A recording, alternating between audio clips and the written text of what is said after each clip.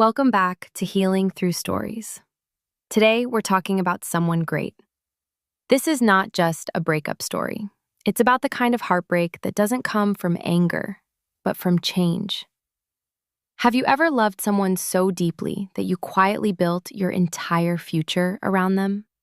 The little things, where you would live, what your days would look like, the version of yourself you imagined becoming with them. And then one day, it ends. Not because you stopped loving each other, not because someone betrayed you, but because life slowly pulled you in different directions. That kind of ending feels different. There's no clear reason to hold on to, no one to blame, no moment you can point to and say, that's when it broke. It just fades. And somehow, that makes it harder, because your heart keeps searching for answers that don't exist.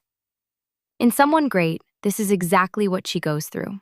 A relationship that once felt like home suddenly becomes a memory. And what hurts the most is not just losing the person, it's losing the future you believed in, the plans, the routines, the quiet moments that felt safe. Even the ordinary things start to feel heavy without them. You wake up and something feels missing. You go through your day, but everything feels slightly off. And at night, that's when it hits the hardest, because there's no distraction, no noise, just you and the silence where they used to be. And your mind begins to replay everything, the good memories, the conversations, the moments that made you feel loved. And you start asking yourself questions. Could I have done something differently? Should I have tried harder? Did I lose something that was meant for me?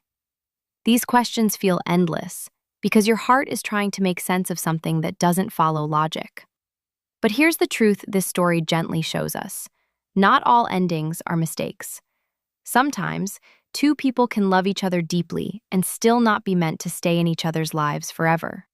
And that realization is one of the hardest parts of growing up, because it forces you to accept that love alone is not always enough. But what makes Someone Great so powerful is not just the heartbreak. It's what happens after. Because healing does not arrive all at once. It doesn't come as a big moment where suddenly everything feels okay again.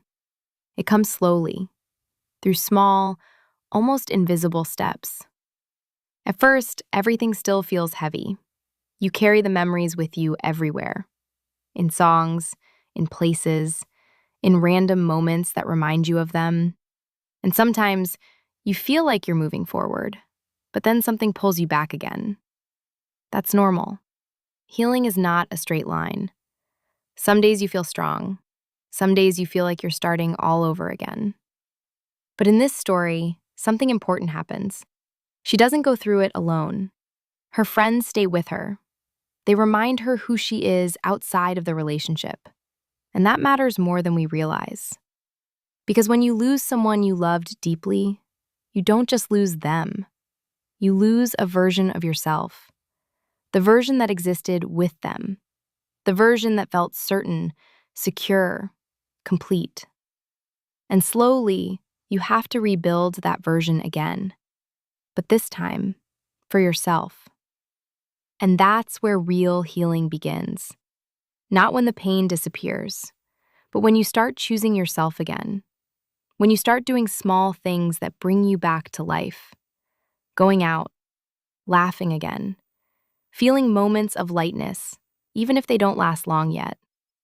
And then one day, you notice something. The memories are still there, but they don't hurt the same way. You can think about them without feeling like your chest is tightening. You can remember the love without wishing to go back. That's when you realize you're healing, not because you forgot them, but because you finally accepted what was. And acceptance is powerful.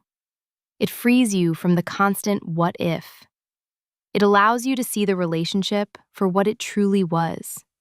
Not perfect, not forever, but real and meaningful, and enough for that time in your life. And then, something shifts. You stop looking back as much. You start looking forward. Not in a rushed way, not because you're trying to replace what you lost, but because you're ready to continue your life. And that is strength. Real strength is not pretending you're okay.